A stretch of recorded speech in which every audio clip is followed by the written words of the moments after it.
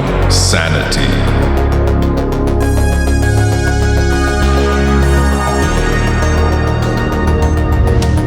Welcome to Quantum Sanity.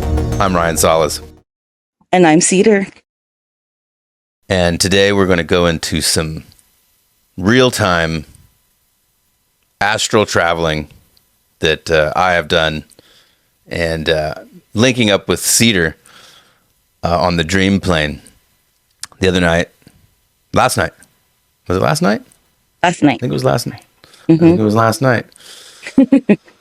Last night I dreamt of being off-world, off-planet, in a mall situation, and I have this dream a lot, and it's a mall-ish place. It's like a place where you don't shop there. You pick out clothes. You know, there's things that you can take and look at, and there's like these openings that where you might see on Earth. It would be like a garden or something like that outdoors, but this is underground in like a cave system. Yep. And so like the openings are just like these long pointy stone and rock formations and crystal formations. Like an atrium, like kind of like an atrium in the mall. Exactly. Yeah. Mm-hmm. Exactly like that. And they're like everywhere, because this mall situation is like seemingly never ending. It goes from a mall to like a very like clinical long hallway, military grade rooms, and then it'll go into an amusement park. Yeah. So I've been to this place, this particular one, several times, and then there's variations of it. And I ran into Cedar last night, and I saw her. She had her nice little room next to this atrium cave opening, and I ran up to her, and she was wearing a black leather jacket, and I ran over there and gave her a hug, and I said, "Good evening, gentlemen," or "Hello, gentlemen," and she said, "No, it's me, Chikasaurus." And I said, "I know. I'm talking to the gentleman observing us." And I just knew that there was two gentlemen, basically remote viewing us from some room, and I didn't see them. I didn't see where they were, but I could just, I don't know, psychically tell they were there, and I was kind of fucking with them. And then I woke up. So I don't know. I've had several dreams like this, and I've ran into Cedar a few different times, and it's always blown my mind when this happens. The other day, I also had a dream that a man I'd never seen before fought one of my friends, and he like got the best of my friend. He beat him up pretty bad, and I ran over to him, and my friend was in the wrong, and I was like trying to be diplomatic and not hurt the dude, but he seemed like a good guy, and he's just like, "Hey, I didn't want to," and like, and it was just, and he was like pleading with me, and I just walked away. I don't know, the dream went on, but the next day I saw that guy. I've never seen him in my life. I saw him at the coffee shop the next day. It was a trip. The exact same dude. It was nuts. Did you talk to him? No. He no, I was just blown away, because I was like he was such a unique looking dude. Yeah. And then I woke up just like seeing him already. I was already thinking about him. I opened the door to the coffee shop, and he was standing right there. It was a trip. And but this is kind of like the thing that we're talking about on Quantum Sanity. The veils of perception are thinning. We're starting to see synchronicities at such a rapid pace that it's hard to tell what reality is and isn't, or if it all is just this one big, an ever-flowing consciousness frequency that like the frequencies are, if like we're antennas, I feel like we're picking up on more frequencies at once. It's like kind of like hearing several radio stations at once and having the ability to hear certain stations clearer than before. So yeah. So like right now, the astral plane is the dreams have been crazy lately. With all the Mercury retrograde stuff, we got new moon and Leo today, all kinds of wild astrological stuff. Cedar is the one who knows all about this stuff, but I definitely feel anytime this kind of activity is going on. So I'd like to ask her a few questions here. So first of all, it's a Mercury retrograde right now. Yep. What does that have to do with the astral and consciousness?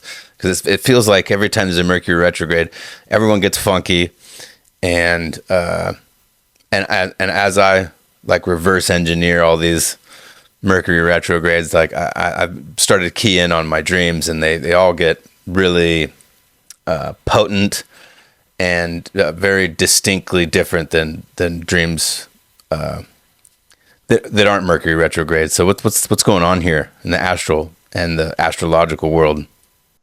Well, the Mercury retrograde is all about the planet Mercury spinning in reverse in its orbit while it's still in its orbit. So Mercury, the planet, rules communication, and it's not just communications for Earth, it's like communications in the galaxy too, because it's a planet. So as it like piggybacking on our last episode where we're talking about entities, a lot of times the miscommunications that happen during a Mercury retrograde, because of whatever weird cosmic vibes that Mercury spinning in reverse offer up, it kind of like exposes people more to cracks that they may not usually have if it wasn't a Mercury retrograde. So like, for example, if you have a practice that keeps you grounded and centered every single day, but then a Mercury retrograde comes around, there might be compromises in your routine and your protections that leave you more prone and vulnerable to entities or forms of psychic attack, just because you're thrown off game because of the other chaos and how it's affecting everyone else. So like, for example, it's like more testy to try to drive during a Mercury retrograde because people like are already frazzled or shook because of things that might have happened to them, like things happened to you this week in real life. Yeah. And then just trying to still human and still try to live. But as it applies to like the metaphysical, especially on the astral plane, when miscommunication happens on Earth, it's almost as if it gives the green light on the astral for other things to happen or for more channels to be available. So like right now, our planet is on AM. Yeah. Except for like, I'm sorry, for the younger viewers, it's AM analog radio. So it's like news and like a couple of really great banda radio stations and sports and talk shows. Greg Nuri and Jimmy Church, kind of like AM radio. Yeah. But there are a few people that pick up the FM stations, and FM stations are super lit. But a lot of humans on Earth don't even understand what FM channeling is. Yeah, no, I feel you. And what would you say FM channeling is in comparison to the AM channeling? So I think it's more about like access on the astral. So like, for example, on AM, you can't get like the new hip hop songs listening to like a talk radio show. Or you get like little glimpses of it in like their intro music or their outro music, but you never get the full song. And then during possibly a Mercury retrograde, you open up more and you get the actual glimpses of what an FM station has to offer. And then all of a sudden you're like, whoa. And then you're experiencing things like you experienced, like on the astral, and like seeing me in the other places and like the bases or whatever they are, the malls, the clinics. And by that we mean the secret space program. If y'all haven't already like caught on. But it's like you get glimpses of what the FM station realities are like, and then you're like, whoa, this is a little intense. And then Mercury retrograde ends in about 2 weeks, during the Lion's Gate portal, crazily enough. The last day of this retrograde is going to be on August 9th, 2025. And then all of a sudden, everyone is left kind of reeling and then having to assess, like, okay, what just went down? Yeah. Yeah. Yeah, this is it's such a trip because I feel that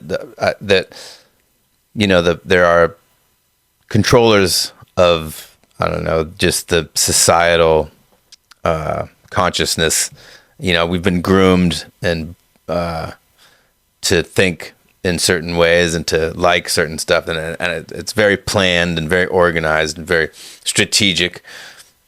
But I think the spirit is breaking through, and consciousness it can't be, I don't know, programmed for very long before it busts the chains, and it's not for everybody, obviously, but like there's a huge population of people that are awakening and like going through it because it's like they're seeing things, they're feeling things. You sent me that thing about the solar flare activity. Mm-hmm.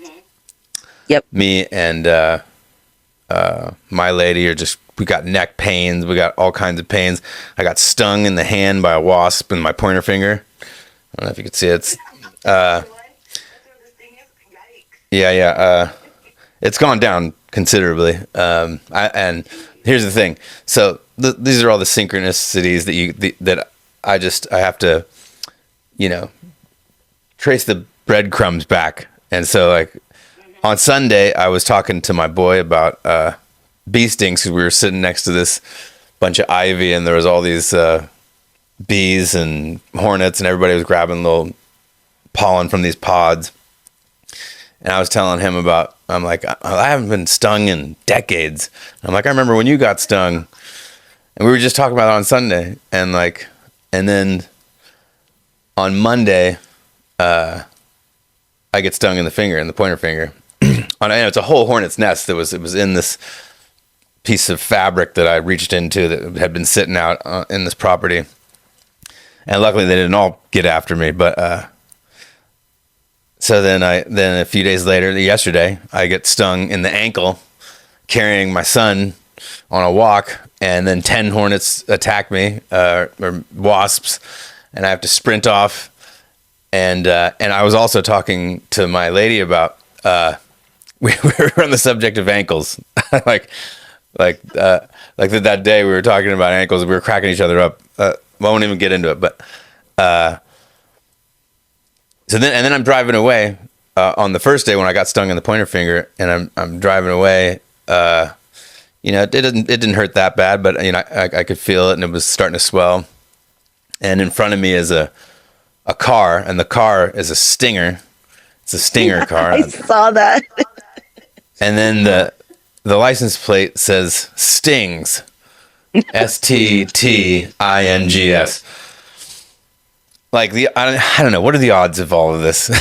like what are the back in the day though? Back in the day, like no one would have believed you. Like I don't know, back in the 80s, if you told this, people would be like, "This is a bunch of bullshit," and the odds are astronomical, know.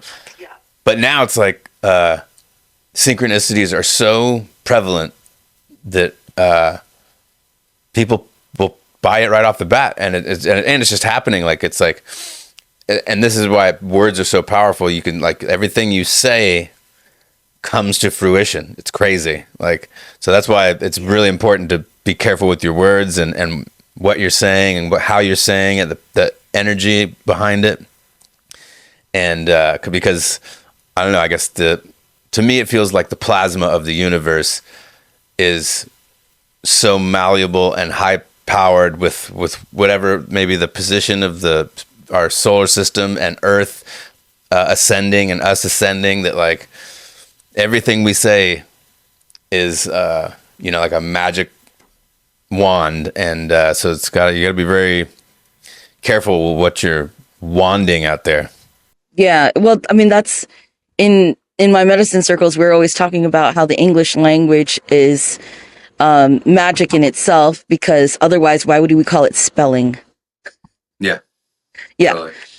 But the other synchronicity, to bring it back to your stings, that happened was it happened all on your right side, right? Right. Yeah, like the pointy finger right side, and then your ankle right side. Oh my gosh, that's so crazy. The right side of your body represents the divine masculine side, and then the left side of your body represents the divine feminine side, regardless of what gender you identify with. That's usually what those represent.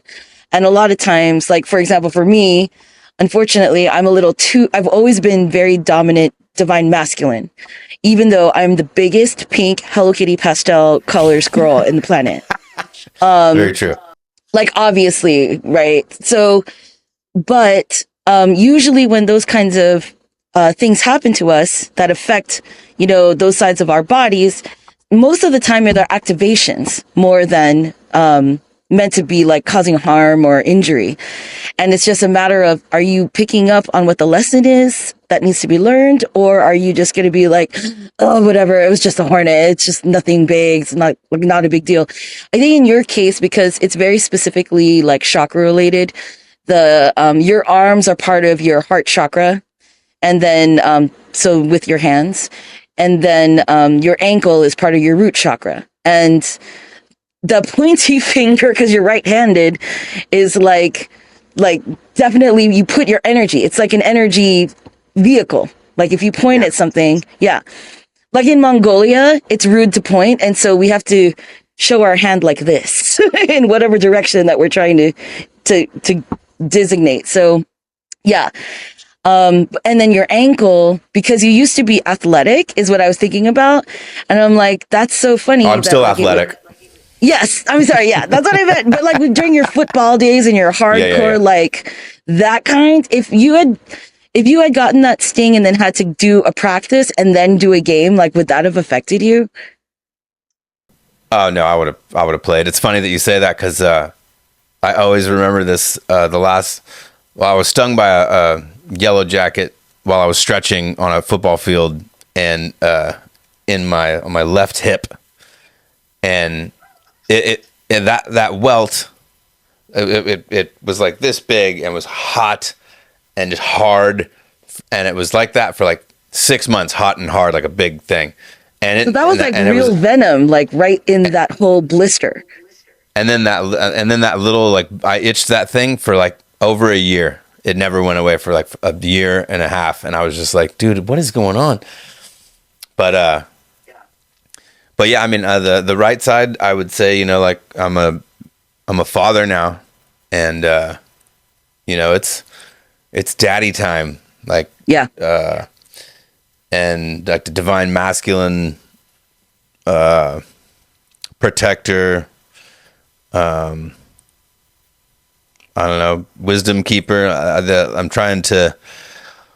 I mean, it felt like medicine to me. Those stings. I felt privileged, honestly. I was worried my son was going to get stung, so I sprinted off like he was a football.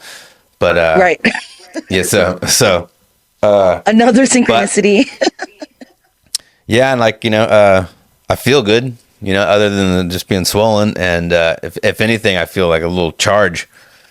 And then just having all those synchronicities, this is just like more confirmation of the universe working with our spirit and the elements and our astrological sign, and all these things are, and my sobriety is a huge part of my being able to spot all these signs, take note of them, and then also like meditate on the medicine of it all.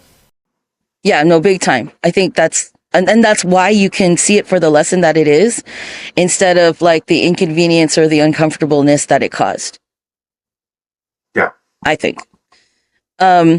but like when those little kind of things happen, I think it opens people up, obviously, to be more grumpy and be more angry sometimes and frustrated. But also too, when you're doing that, you're lowering your frequency, and so you're going to be more vulnerable to psychic attack during those times. Yeah, I've definitely felt since. Yeah, I mean, you warned me. You gave me a good week's you gave me a good week's notice that this retrograde was coming, and it wasn't going to be, anything pretty. And but energetically, I felt good. And then, like, then it started happening right off the bat. Like things are started happening. The girls got poison oak, got lice. I got stung. The equipment was breaking. Like all kinds of crazy things were happening. Just today, my lady's car just died. It's a brand new car, basically, and it just the battery died. Like, I don't know what was left on, but it was crazy that it died. So I had to drive my old truck up onto the front of over the sidewalk and into like the rosemary bushes and string my jumping cables over there. And I mean, this is part of the whole retrograde action. Yeah. And so, like, all those things, like, can stress people out, and I can see how all those things kind of whittle down your spirit a little bit, whittle down your defenses, and then you could be hijacked pretty easy. Really easily. And then also too, it's not like things in the world are really great right now to begin with. And so if you already went into this Mercury retrograde kind of like emotionally compromised, or feeling a sort of way, like maybe a little bit more on the depression side, or just around people who are in those kind of lower frequency places, it's easy to kind of be sucked into that too. Yeah. Yeah. So the other aspect that we wanted to kind of share with everyone in how to cope during this Mercury retrograde, because we still have a couple of weeks of it left, is a really quick way to clear yourself, other than the ways that we mentioned in our last episode on entities, is the small little gift and kind of like the nice little ritual you can give yourself in making yourself literally a cup of tea. Yeah. You can, yeah. Tea ceremony. Just a little present, right? Like once you're done with like all the car problems and just like the frustrations of the day, you dealing with your wasp stings, just fixing yourself a nice cup of tea. And it doesn't have to have caffeine in it. It doesn't have to be like black tea or anything. It can be just like a couple of like jasmine blossoms from outside that you just drop into like a cup of hot water, let it sit for a minute, and then just enjoy the smell of the jasmine and drink your tea.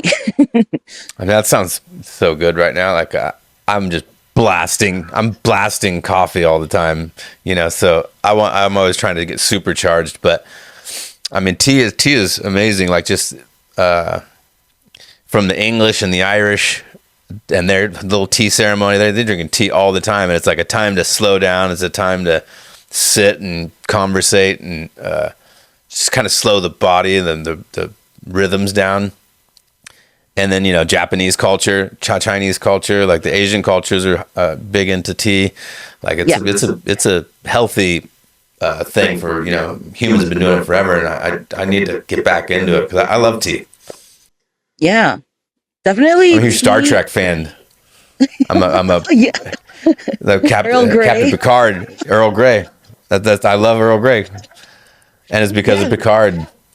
It's because of Picard. The lasting legacy he leaves behind in all of our cupboards is some Earl Grey. Right. For real. Computer, Earl Grey. It's so true though, because even like I had aunties that were in a higher medicine circle, and they were First Nations, and they were always constantly, like whenever we'd be in Yosemite, picking pine needles off of the trees and steeping them in hot water, and just the smell of the pine needle oils in the water, and then like drinking the water from that is like, wow. At first it's a little strong because they like their pine needle string like tea is like very steeped. But then when I would watch them add other things like jasmine blossoms or what else would they add? They'd add like a little bit of cinnamon because I'm a little kid, and then honey, of course. It becomes something really, really, yeah, right. It turns into something really special because we are like 90% water ourselves. And so when we kind of like remember and we let Mother Nature into that water of our bodies through exactly what she offers us, especially fresh off of the vine, off of the bushes, off of the trees, it's more special, I think. Yeah. Yeah. Yeah. And also it raises your frequency immediately once you start doing that for yourself, because it's not only Mother Nature's gifts that we get to enjoy, but also we're raising our frequency because it's an act of self-love and of self-healing to do that. It makes sense. It makes sense. Like also like just drinking, other plant medicines like peyote. I'm drinking peyote tea, and ayahuasca is a tea brew, Yep, from a root. Yeah. Is it peyote is also a root too, isn't it, grandfather? It's like a cactus. Cactus, that's right. But there's something about, I guess it's like, you are the ocean water, and then you're putting the earth element, like it's like rejoining those energies, and it just creates a high powered medicine environment. And especially in and you go down the hardcore, powerful plant medicines, but all of these plants have powerful effects, and some don't blow your mind, but they have all kinds of healing properties. And man, it makes me. I'm glad we talked about this because I want to get back in my tea game. So what is the first cup of tea that you're gonna fix? What are you gonna put in it? Oh, I don't know, man. I don't know. It's a great question. Maybe I should maybe I'll take a walk and just see what pops out at me. There you go. Foraging is like literally one of the ways of life that we need to get back to in some sort of way, because it's so easy. Even if you live in the city, obviously you're going to have to be a little bit more careful because you can't just pick things off of the street or off of the trees in the city necessarily. But there are small things like if you have a small little rose bush in the front of your house, or, a house plant that has like non-lethal properties. Like everybody always grows this time of year in herb kitchen. You have rosemary, you got dill, you've got like all these things. And people forget that you can put those same things in a tea, not just for cooking. Yeah, I was gonna say, since I drove up on the rosemary bush, you can do a rosemary tea, right?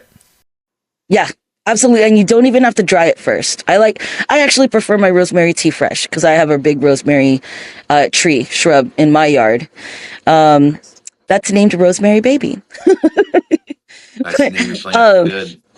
Right. But for those who are limited to not being able to forage, one of the ingredients that I would recommend, from my practice, is cinnamon. So you can use it in the rolled bark versions of it. You can grate it down. It's also a really great stir. Like if you're making hot chocolate or any kind of tea, it adds a little bit of cinnamon, but not like too overwhelming. But cinnamon actually has a really good medicinal property in real life of being a powerful antioxidant and also a powerful anti-inflammatory. So as this Mercury retrograde stuff is going on and your health might be kind of blowing up a little bit, you might be feeling a little sick, especially because there are other variants of previous illnesses that we won't say out loud, but it's going around again and getting strong, especially here in California. This is a really great time to get back into some kind of tea routine or start one. Learning about teas is really awesome too. Yeah. I mean, I drink like my green power shake that has just got so much high powered plant medicine in it.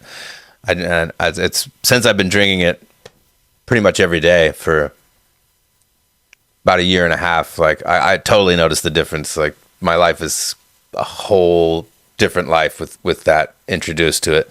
the micronutrients and just having that, like, it's just that photosynthesis, sun energy transferred into you. That it cleans the blood. I think I'm getting my blood clean from these stings too. I think that any of those stinging family bees and hornets and stuff like that, like it flushes out stuff in your blood. Yes. So I know there are cultures that sting themselves for medicine. So I feel privileged. They're like, he needs it. Go get him. I will sting him since he doesn't drink tea, you know? Hit him in the ankle. The other benefits too of doing that, giving yourself some kind of tea ceremonies, when you're doing that kind of self-care, it raises your frequency so high that you start to kind of separate yourself from the chaos that other people might be residually contributing to your problems and your plate. Yeah. Just that moment of quiet time, that warm liquid and the herbal medicine going in, that we can stop all that's electricity and all the noise and any weird entities trying to burrow their way into your field. It's true. But on top of Mercury retrograde going on and all the chaos of the world going on as well, we are currently on our planet experiencing solar flares too. Yeah. Which can definitely aggravate certain things to be more, to include natural disasters. Yeah. I mean, everyone's probably seen the footage of the animals running around and running out of Yellowstone. I think a lot of that is getting hyped up.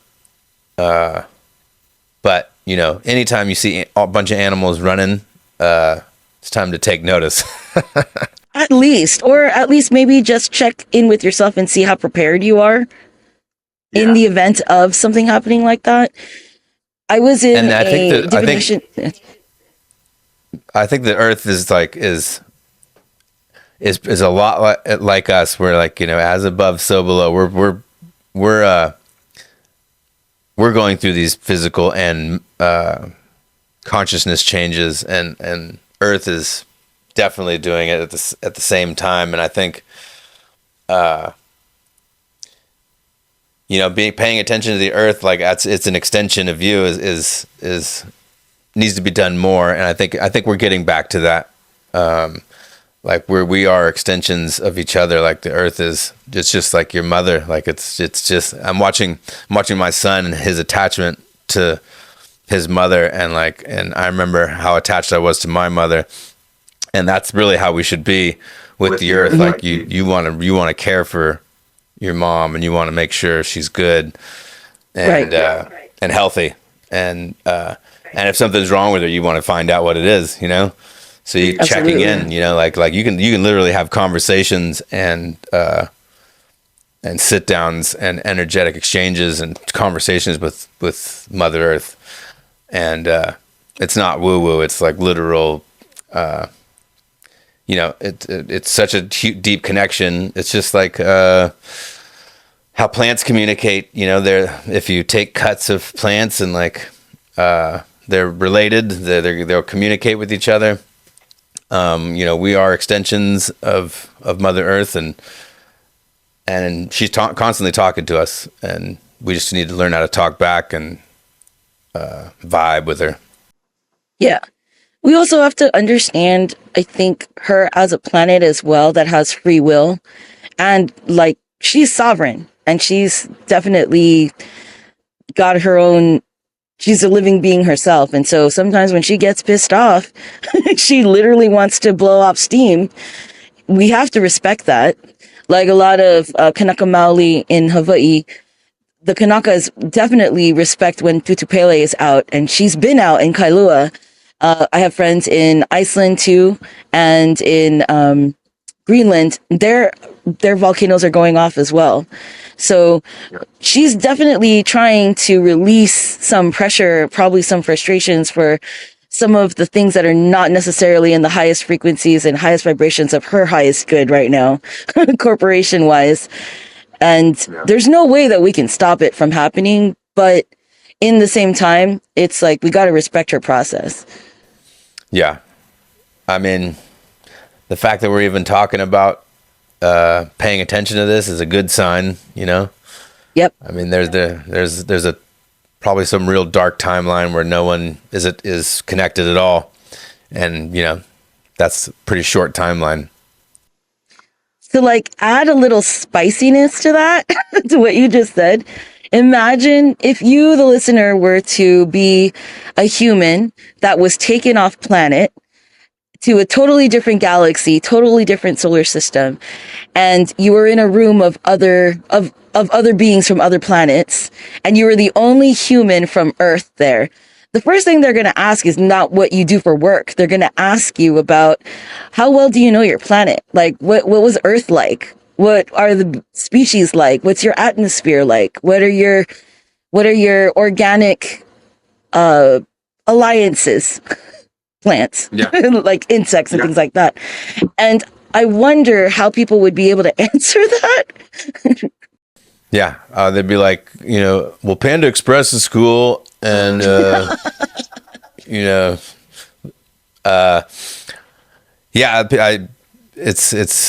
I know people who like haven't, you know, slept outside, you know, haven't seen like a real campfire, you know.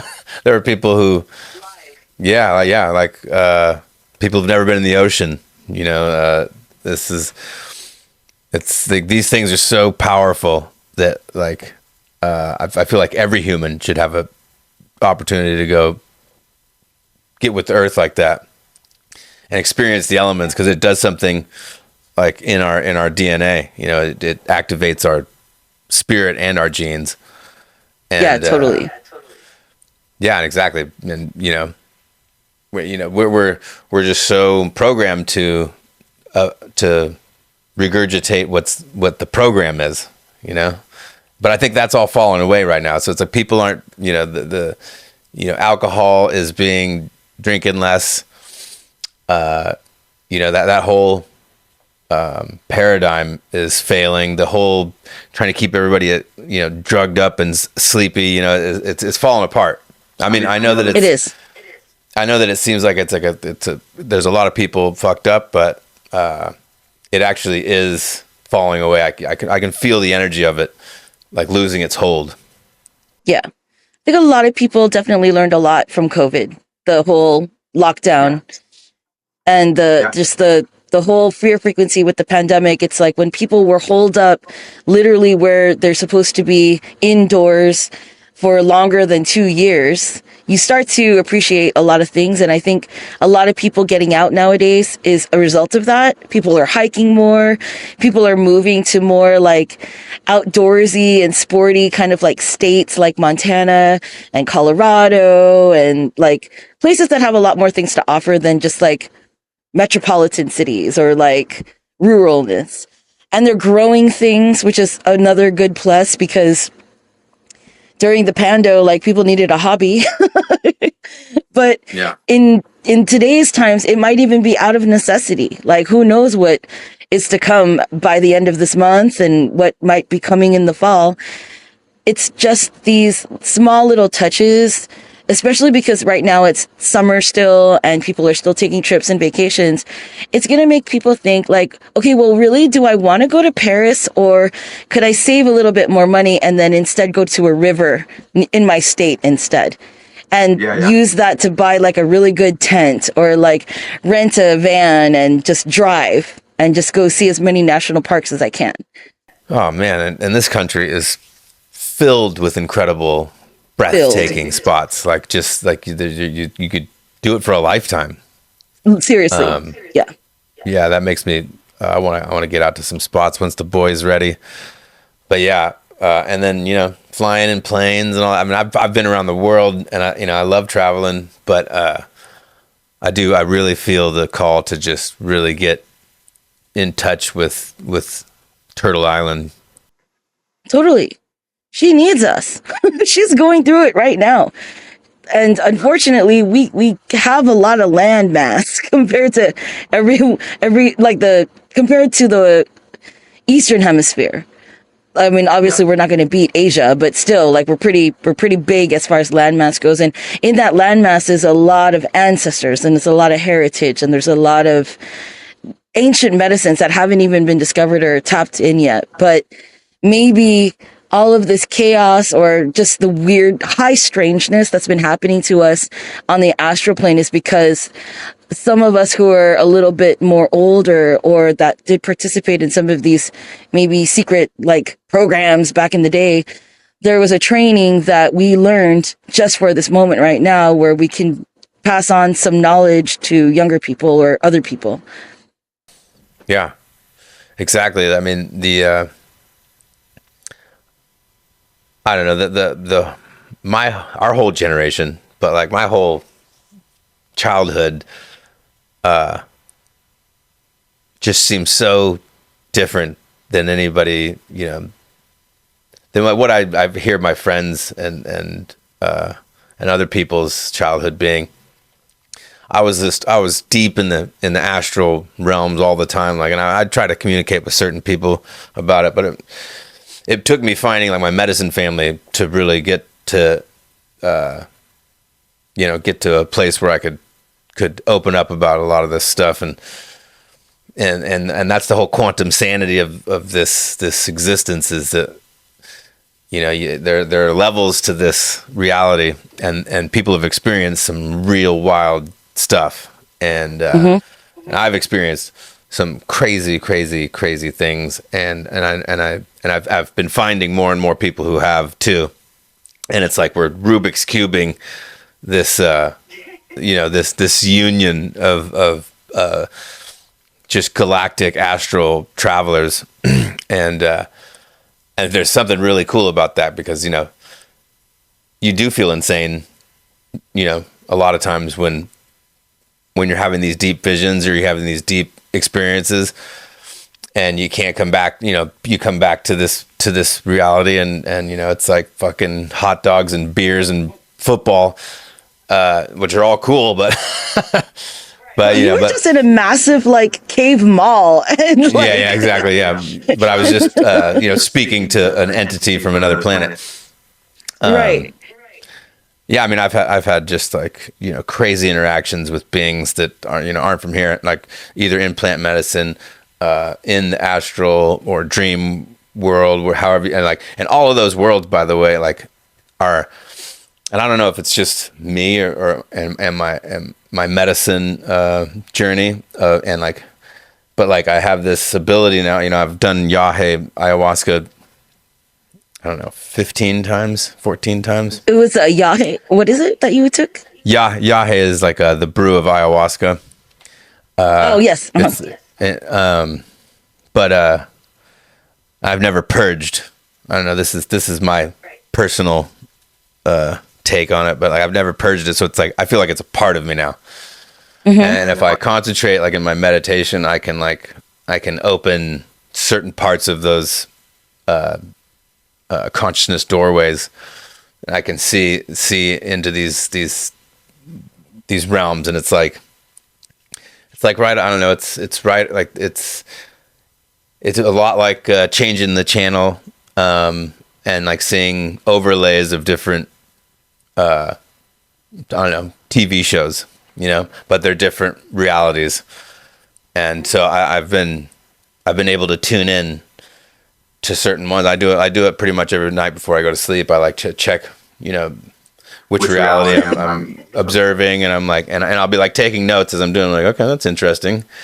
Mm-hmm. I wonder what that's from. Like, I don't want a piece of that, and I'll turn to this one, and then, but like, but I can do it, just breathing during the day. So like this, and I think more people are experiencing this. I'm assuming because just the way the quantum world is working now, I think it's people their antennas are just on high alert, Yeah. and we're able to perform these consciousness shifts. Yeah. I mean, the human species has to evolve.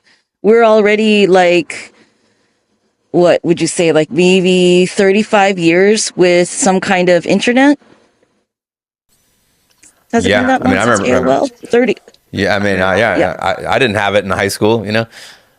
Like, Yeah, we let had me like ask you this. Carmen San Diego IBMs, Oh, for sure. right? I'm like, what did that run on? Was that on modems, cable? Like, how did we get Was it? I mean, well, the those big IBMs. I don't know. Yeah, that's kind of something we'll have to check. Yeah. We'll have to check out an encyclopedia for that. But I was going to ask you, Cedar, like when did you start being able to see into multiple dimensions? The whole program thing that you had mentioned in the beginning of the podcast was the first taste of it, but it was like you said, it's like different realms. And then as I got into high school, that's when the medicine aspect really kicked my butt. And learning about divination and shamanic practice really was just like, I thought that was not even a thing. Because like at that time, there was Interview with a Vampire was coming out, and it was filmed in San Francisco for a little bit. And then Anne Rice had all of her books, and Wicca was a really popular religion in San Francisco at the time. And I was like super gothed out when I wasn't super Hello Kitty'd out or skatered out or cholaed out. It's like kind of like the mix of San Francisco back in the 90s. But when I realized that it was interdimensional and multidimensional beings are really, really very adjacent to extraterrestrials, was like, it had to be when I was in my early 20s, because then I was reaching out I was seeking out spiritual leaders or mentors that I can kind of learn from. And luckily I found one mentor that was able to steer me away from Wicca as a religion and focus more on shamanic practice, indigenous medicine practices, spiritual practices, because that's the uncolonized, unfiltered version. And Wicca was just kind of like the plagiarism of all of that. And then like stitched together to look cool. And then let's throw in some pagan holidays too to make it look legit. Yeah. There's all kinds of curveballs of misleading paths. But I mean, I'm sure a lot of people have gotten medicine out of those little journeys down these roads. I always I always had just this sense of multidimensional ability, me and my grandfather talked about it. He was a Navy pilot, always going to watch the shuttle launches, and they were sitting front row for all the shuttle launches. They had all these high powered friends, and like really I don't know, they were just in the thick of it in the 80s. And we talked a lot about like time travel and that a lot of the ships that people are seeing, like they might not be UFOs, but they might be us checking on ourselves from the future. And I must have been like 7 or 8 hearing this stuff. And but I was like, for some reason it made sense to me. And then nowadays, these are all theories that people are really talking about now. Yeah, it's crazy what people are talking about. People are talking about stuff that I was talking about and I don't know, involved in.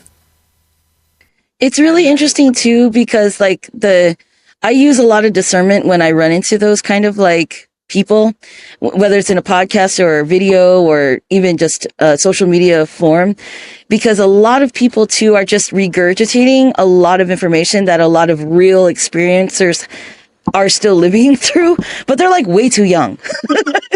Yeah. Well, I mean, I also think that a lot of people are just telling stories they've heard too, you know, and like, and I think either way, it's elevating the consciousness level. Like people Right. talking about having any the of this conversation. Right. yeah. And, you know, some people are faking it till they make it, you know, and I think that really is Yeah. I just want to put it out there that there are real people and readers and diviners and experiencers that do know how to discern whether a person is speaking from real, authentic experience and is just LARPing. So that is definitely a thing.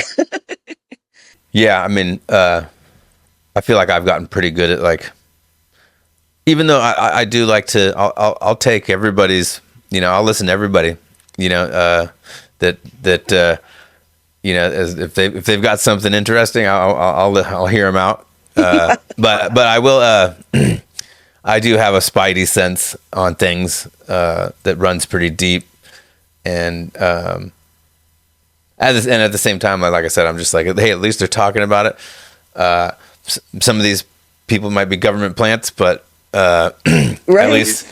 at least they've got a bunch of followers, and that means somebody's out there thinking. You know, they're making somebody think, and they might be misleading, but either way, it all is part of the expansion of consciousness. So I'm down with it. I think people, if the more they check in with themselves and start paying attention to the multidimensional quantum aspects that they have, like throughout their dream experience night. And if you're not dreaming, then you need to mess with your diet and you need to mess with your sleep. And because dreaming is like one of the most powerful things we do. Yeah. And so get back to your dreaming. You know, the weed, and I was a weed grower, weed smoker for a long time, and it wasn't good for my dreaming. And so now it's like now I'm constantly dreaming, like constantly. It's like I never really get to sleep. It's like, Yeah, it's like work, and then you wake up, and then you work again. That's how it is. Especially but with the balance in my life, the dreams have become, I don't know, they're more, well, let's just say they're less violent, less like hectic, less hectic. But they're just my whole consciousness field is less chaotic. You know, not that I don't have, you know, depending on what's going on and what I eat or whatever before bed. But like, you know, my dreams are tamer and they're not just this crazy dark clown circus, off-world weird war stuff. But so like, and then like my lucid dreaming is on point too. So, you know, I do a ton of that, and that helps me.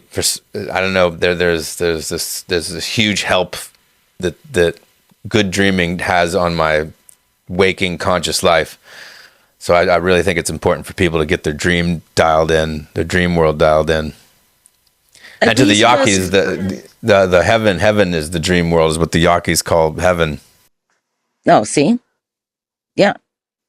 And by having good sleep, it is recommended that you don't enhance yourself in order to get to sleep, because people will be like popping pills and being like, oh, I'm going to do this to lucid dream, or they'll take some kind of, what do you call it? Like a psychedelic or something like that in order to enhance their astral travel experience. That's not how it works. That's not really how it works.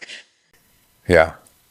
Yeah. I mean, honestly, it's like there's the whole synthetic and like, you know, drug world, you know, I get it. All those things work, but like we are already equipped with the most highest functioning, high grade equipment that there is.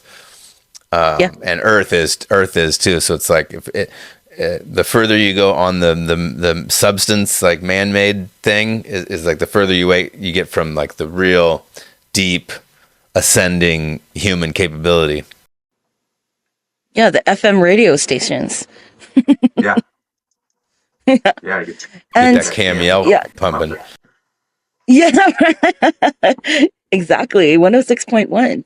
The also when people are starting to be maybe getting their spirits down, especially as things get crazier and crazier in our country, when people are trying to cope, it's a good reminder. Like sometimes you don't have to be online.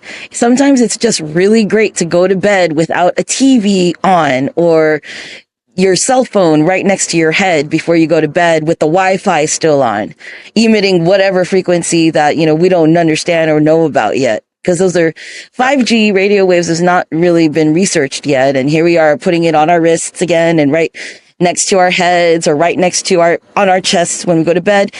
The best sleep that most people will get if they haven't been in a long time is actually if they go camping in nature. Yeah. Right? Oh yeah, last Whether year you get this is the best sleep ever. see, was there a signal where you guys were when you were camping or not really? I want to say that we had to like go to a spot with a couple bars, but like we were right on the ocean, and the ocean was blasting, and there was just this crazy, just huge trees blowing in the wind. It was so cleansing. Nice. And we slept like just absolute babies, and it rained, it poured too. It was just like, oh man, I can't wait to do it again. It was so healing. Yeah, it's just, but most likely the elementals of nature were overpowering the signal from your cell phone at the time. So, and it's like the best way to stay present with yourself. But just, I highly encourage people to turn off your cell phones. If there's an emergency, we're going to get those texts anyway. Like in California, I can't even tell you how many times I've put my phone on airplane mode before I go to bed. And then I wake up and then there's like tsunami, like warning, right? And it's just like, what? So it's still going to work. Or at least put it further away from your body. Because if you want to really have the kind of detailed and memorable experiences like Ryan shared in the beginning of the podcast, where he can describe the color of the rocks in the cave that came from the floor. He can describe the fabric of the piece of clothing that he was going to buy from the store that was right next to my room. If you want to get really vivid dreams like that or astral traveling, you have to not have as much interference as possible. Yeah. Yep. I do remember the fabric. I was looking at these pair of pants, and they were like these super soft. I don't know. They were like Star Trek pants. they were cream colored, and they had a sky blue, baby blue stripe. And I was like, oh, these are nice. I like these. Yeah. Kind of like the color in my shades right now, ish. Yeah. Yeah. I was going to say, I listen to healing frequencies on my phone at night. Because it's my alarm system, my phone. So I probably need to get an alarm clock. Because I do like to turn the Wi-Fi off and everything off. But if I have the phone on, I play healing frequencies. What do you think about that?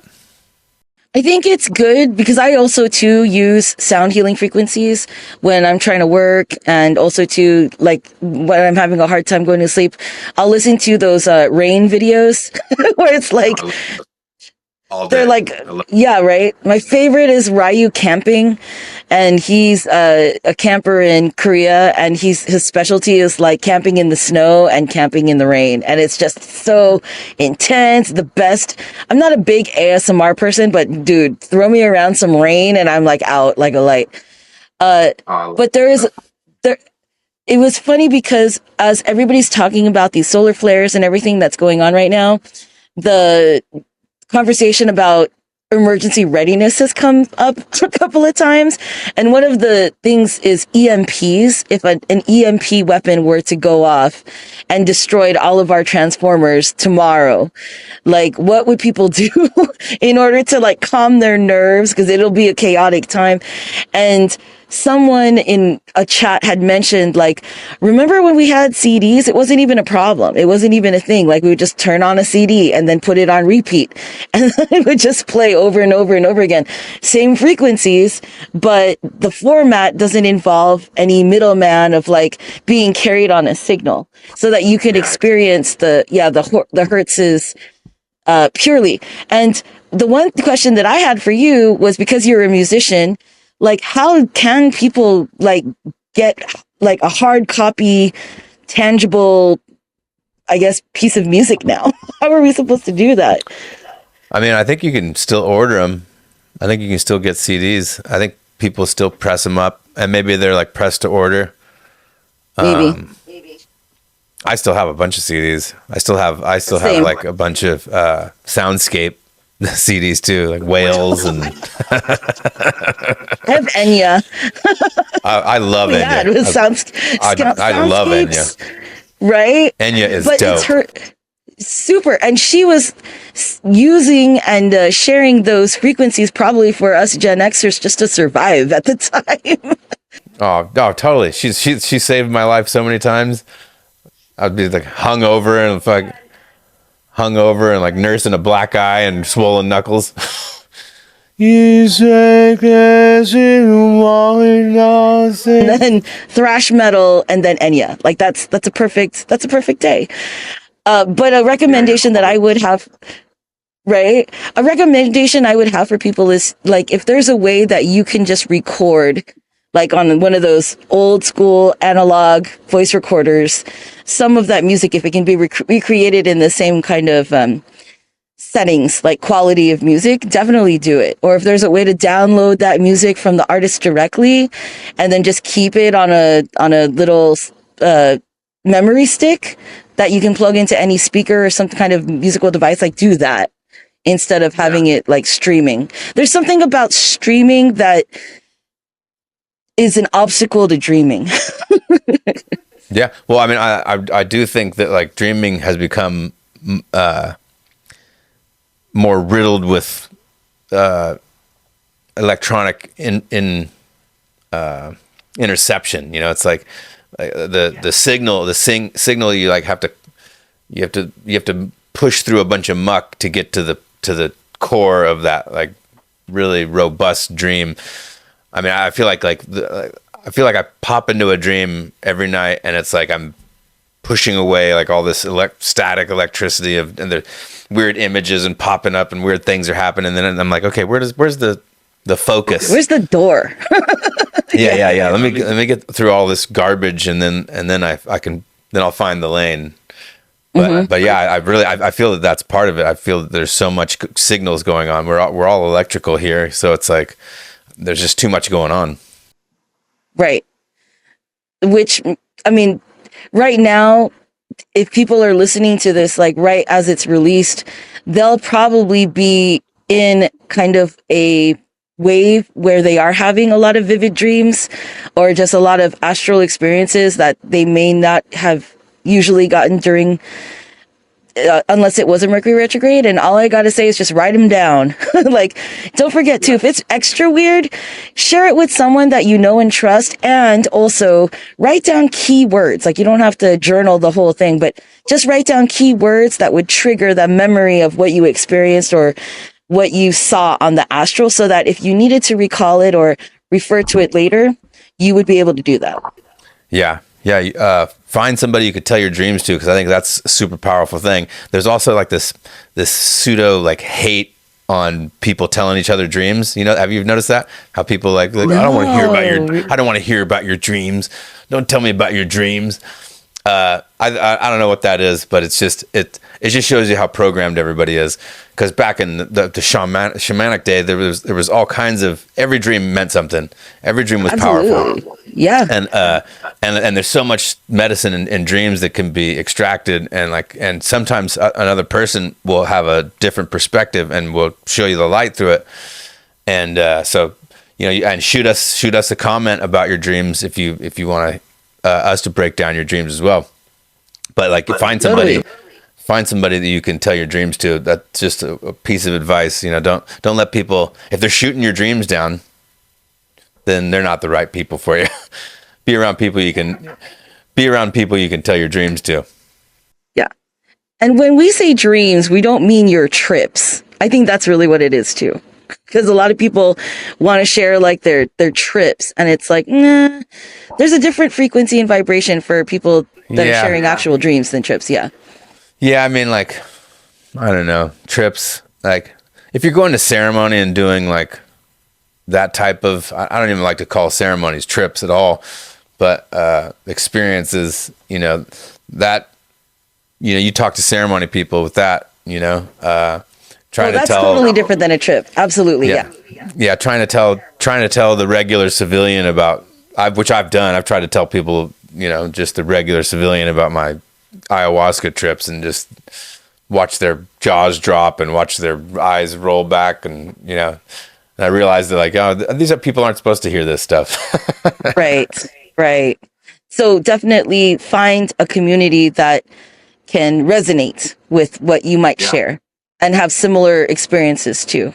Yeah, that's what we're trying to build here. Just a community of quantum thinkers, quantum experiencers.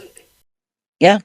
And hey, if you have had, if you are a spicy SSP kid like us, it's okay. You know? Yeah. Let your hair down. Let your hair down and tell us all about it. We got some weird stories. The stories will get weirder and weirder. Oh yeah. We can share it over a cup of tea. Yeah, let's do that. I want a cup of tea right now. I probably won't have one, but I'm going to go to sleep. It's late where I'm at. Late for me. But yeah, let's real quick recap. You know, the quantum world is showing us so many different levels, and the veil is thinning, and just stay grounded, you know, drink your tea, and bring on all the experiences, but stay grounded and find your community, and get back to dreaming. There you go. 100%. All right, everybody. We'll see you next time. Quantum sanity.